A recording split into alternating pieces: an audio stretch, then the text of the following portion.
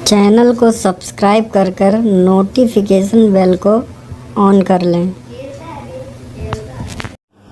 नमस्कार दोस्तों, आज मैं आपको ये बताने वाला हूँ कि जब आप अपने जीवन में कोई लक्ष्य बनाते हैं, कोई सपना देखते हैं, तो वो कौन से लोग होते हैं जो आपको आपके सपनों से दूर कर देते हैं, आपको आपके लक्ष्य तक नहीं पहुंचने देते हैं। होता क्या है कि जब भी आदमी, आप या मैं, कोई भी अपने जीवन में कोई लक्ष्य बनाते हैं, क्योंकि जीवन बिना लक्ष्यों का एक तरह से उस लिफाफे की तरह है जिसपे कोई एड्रेस ही नहीं लिखा है तो जाएगा कहाँ। तो जीवन में लक्ष्य होना बहुत जरूरी है और लक्ष्य बड़ा होना चाहिए, क्योंकि छोटा लक्ष्य पाप है। लक्ष्य बनाने के बाद हमें से ज्यादातर लोग लक्ष्य तो बना लेते हैं, फिर सोचते हैं कि ये काम मैं नहीं कर सकता। होता क्या है कि देखिए, अगर आप जिंदा हो, आपके हाथ पैर नाक कान सारी चीजें दुरुस्त हैं, तो जिंदा होने का मतलब यह है कि कहीं ना कहीं भगवान आपके साथ है। और अगर हाथ पैर ये सारी चीजें आपके शरीर में ठीक तरीके से काम कर रही हैं, तो इसका मतलब ये है कि सारे ग्रह नक्षत्र आपके साथ हैं। तो सबसे बड़ा ड्रीम बस्टर क्या होता है? हमारे सपनों को मारने वाले, हमारे सपनों का हत्यारा सबसे बड़ा कौन है? वो हम खुद हैं। पहले नंबर का तो हम खुद हैं। जब भी हम कोई सपना या लक्ष्य देखते हैं तो हम ही अपना, हमारे अंदर ये ऐसा विचार आता है कि ये काम मैं नहीं कर सकता। अरे भाई, क्यों नहीं कर सकते आप काम? भगवान स्वप्नदर्शी के हिसाब से ही देता है। ये कोई ऐसे ही नहीं आता। सपना ईश्वर के मस्तिष्क से आपके मस्तिष्क में ट्रांसफर होते हैं, और ये स्वप्नदर्शी के हिसाब से सपना देता है भगवान। जो इसको सम्मान करेगा, जो इसका अंगीकार करेगा, भगवान उसी के दिमाग में ये सपना ट्रांसफर होता है। और अगर सपना आपके दिमाग में भगवान ने भेजा है तो कहीं ना कहीं आपके अंदर उस सपने को पूरे करने की क्षमता है। आप जिंदा हो, भगवान आपके साथ है। आपको कभी ये नहीं सोचना चाहिए कि भगवान मेरा साथ नहीं दे रहा है। अरे, स्टीवी वेंडर दृष्टिहीन पैदा हुए थे, लेकिन उन्होंने दुनिया में अपना नाम कर दिया। तो सबसे बड़ा शत्रु हम खुद होते हैं। हमारे अंदर ये विचार आता है कि ये काम हम नहीं कर सकते, और यहीं से हम अपने सपने से दूर हो जाते हैं। नंबर 2 पे कौन आता है? नंबर 2 पे ऐसे लोग आते हैं जिनको मैं नहीं कर सकता या आप नहीं कर सकते, आप में के अंदर वो योग्यताएं नहीं है, आपके पास पर्याप्त शिक्षा नहीं है। ऐसे लोगों की जिनकी कहने की आदत होती है, ये सबसे बड़े शत्रु होते हैं। जीवन में सफल होना है अगर, तो ऐसे लोगों के साथ जिनकी मानसिकता छोटी और नकारात्मक है, उनके साथ आपको उठना बैठना बंद करना होगा, क्योंकि ये आपके जीवन में कुछ जोड़ नहीं रहे हैं, ये कुछ निकाल रहे हैं। ये आपके बैंक की राशि की तरह सपनों की धनराशि में से कुछ निकाल रहे होते हैं, ये कुछ जोड़ नहीं रहे होते। जब भी आप कुछ करने का मन बनाते हैं तो ये आपको क्या कहते हैं कि आपसे ये काम नहीं हो सकता, आपके पास पर्याप्त शिक्षा नहीं है, आपके अंदर सही योग्यता नहीं है, ये काम करने का सही तरीका नहीं है। यही लोग नंबर 2 के ड्रीम बस्टर्स होते हैं।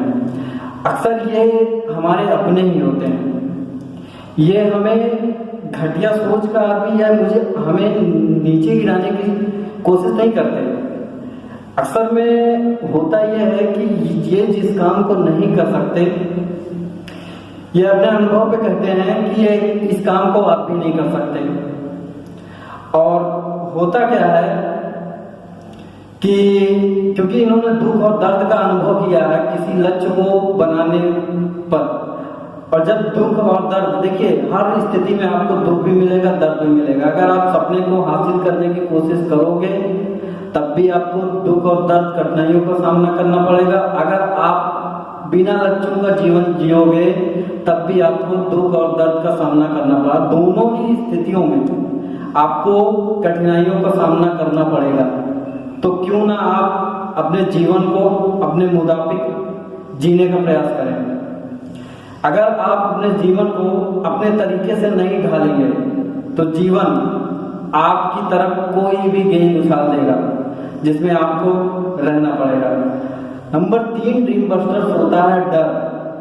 मनोवैज्ञानिकों के अनुसार जब बच्चे इस धरती पर जन्म लेते हैं तो केवल उनके पास 2 तरह का डर होता है। एक होता है नीचे गिरने का डर और दूसरा होता है तेज आवाज का डर। बाकी सारे डर हम इस दुनिया में आने के बाद हमको यहीं से मिलता है। तो डर आपको अपने लक्ष्य को प्राप्त करने के लिए देखो डर जब होगा, जब सर एडमंड हिलेरी ने माउंट एवरेस्ट की चोटी पर फतेह हासिल किया तो उनसे एक साक्षात्कार में पूछा गया कि आपने जब इस काम को किया तो आपके सामने सबसे बड़ी बाधा कौन सी थी। तो उनका जवाब था, बहुत ही बखूबी जवाब दिया उन्होंने कहा कि हमने पहाड़ को नहीं जीता था, हमने खुद को जीता था। तो कहने का मतलब आपका डर, आपके अंदर जो डर है उस डर को आप पहले तो अपने अंदर से दूर भगाइए। आपका डर ही आपको आगे नहीं बढ़ने देता। डर को बाहर निकाल देना पड़ेगा अगर जीवन में सफलता हासिल करनी है, तो अपने लक्ष्य तक पहुंचना है तब। और कहते हैं कि कुछ लोगों का कहना है, कुछ लोग सोचते ही नहीं है बड़ा लक्ष्य, ये काम मैं कर ही नहीं सकता। अरे क्यों नहीं कर सकते भाई आप ये काम? आपको विश्वास करना होगा। एक स्टोरी मैं आपको सुनाना चाहता हूं इसी के ऊपर।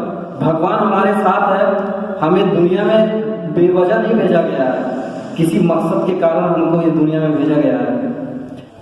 एक गांव में एक डॉक्टर रहा करता था और वो इस गांव से उस गांव मरीजों की देखभाल के लिए, उनकी दवाइयों को देने के लिए जाया करता था। एक दिन क्या हुआ कि सुबह से शाम तक अपने मरीजों को देखने के बाद वह इतना थक गया था कि जब घर पर पहुंचा तो तुरंत अपने बेडरूम में जाकर लेट गया। बिस्तर पर लेटते ही उसको नींद आ गई। कुछ 1 घंटे बाद फोन की घंटी बजी और क्योंकि वो नींद में था, गहरी नींद में था, उसकी वाइफ ने फोन को उठाया। उधर से किसी लेडी का फोन था। वो फोन पे बोलती है कि मेरी बच्ची की तबीयत बहुत ज्यादा खराब है, उसको तेज बुखार हो रहा है, कृपया करके आप डॉक्टर साहब को हमारे घर पे भेज दें। उनकी वाइफ का कहना था कि डॉक्टर साहब बहुत ही थक गए हैं और वो लेट चुके हैं, आप तब तक अपनी बच्ची के सर पर ठंडे पानी में पट्टी को रखकर उसके माथे पर लगाएं। इतना सुनते ही डॉक्टर ने नींद में बोला, क्या हुआ? तो उसकी पत्नी बोलती है कि किसी का फोन है, उनकी बेटी की तबीयत खराब है। डॉक्टर उठता है तुरंत और अपना बैग लेता है और रेडी होकर उनके घर की तरफ चल देता है। उस घर तक जाने के लिए बीच में एक गुफा पड़ती थी, सुरंग टाइप की। तो जब डॉक्टर सुरंग में पहुंचता है तो एक आवाज आती है, क्या तुम्हारे पास माचिस है? डॉक्टर अपना बैग रख के टॉर्च जलाता है तो देखता है एक आदमी खड़ा है। वो माचिस, डॉक्टर ने बिना कुछ बोले अपने जेब से माचिस निकाल के बिल्कुल उसके पास ले जाकर चेहरे के उसके सिगार को जलाता है। माचिस को अपनी जेब में रख के दोबारा अपने बक्से को उठाकर चल देता है अपने गंतव्य स्थान की ओर। वहां पर पहुंचकर उनके घर पर जिसके बच्ची की तबीयत खराब थी, उनकी दवाइयों दे के जब वापस लौटता है तो फिर से सुबह में एक आवाज आती है, क्या तुम्हारे पास माचिस है? डॉक्टर फिर बैग को रखता है अपने और पास में जाकर चेहरे के पास माचिस जलाकर उसके सिगार को जलाता है और माचिस को अपनी जेब में रखकर अपने घर पे वापस आ जाता है। आधी रात को फोन की घंटी बजती है। उस गांव की कोतवाल का फोन था। डॉक्टर साहब को बताया जाता है कि वहां से कोई एक सज्जन गुजर रहे थे और गुफा में किसी ने उनको मारा पीटा, उनके सामान को लूट लिया, कृपया जल्दी आ जाएं, हालत बहुत खराब है। डॉक्टर फिर से बिना देर किए उठते हैं और जाते हैं। फर्स्ट एड तुरंत उनको देकर, जिस आदमी को मारा पीटा गया था उसको तुरंत प्रथम उपचार देकर हॉस्पिटल के लिए रवाना कर दिया जाता है। फिर कोतवाल साहब कहते हैं कि डॉक्टर साहब कोतवाल साहब से पूछते हैं कि क्या आपने उस आदमी को गिरफ्तार कर लिया? तो कोतवाल साहब कहते हैं जी हाँ। डॉक्टर साहब कहते हैं कि मुझे उससे मिलना है। कोतवाल साहब कहते हैं बिल्कुल आप मिल सकते हैं। लेकर जाते हैं उनको जेल में, और जब जेल में लेकर जाते हैं तो डॉक्टर साहब उस आदमी को देखकर भौचक्के के रह जाते हैं। उसके एकदम पास जाकर बोलते हैं कि तुमने मुझे क्यों नहीं लूटा? उसका जवाब था, उसने बोला कि दोनों बार जब आपने माचिस जलाई और मेरे सिगार को जलाया तब आपके पीछे कोई खड़ा था। तो दोस्तों आप समझ सकते हैं कि इस चीज से आपको क्या समझ में आता है। वो पीछे कोई और नहीं था, पीछे भगवान खड़ा था और उस आदमी को दिखाई पड़ रहा था। इसी वजह से डॉक्टर साहब को नहीं लूटा गया, जबकि पूरी गुफा में डॉक्टर साहब और वो आदमी अकेला था। तो इसलिए अपने लक्ष्य को बनाओ, उसको पूरा करो। भगवान आपके साथ है यार, आप जिंदा हो तो भगवान आपके साथ है, ये मान लेना। कभी ये मत सोचना भगवान के ऊपर ही कि भगवान साथ नहीं दे रहा है। भगवान बिल्कुल साथ दे रहा है, तभी तो तुम जिंदा हो यार।